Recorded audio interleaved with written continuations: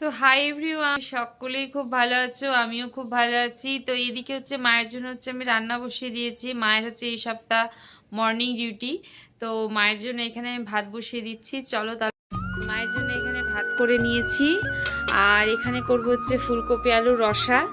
তো চলো তোমরা দেখতে থাকো।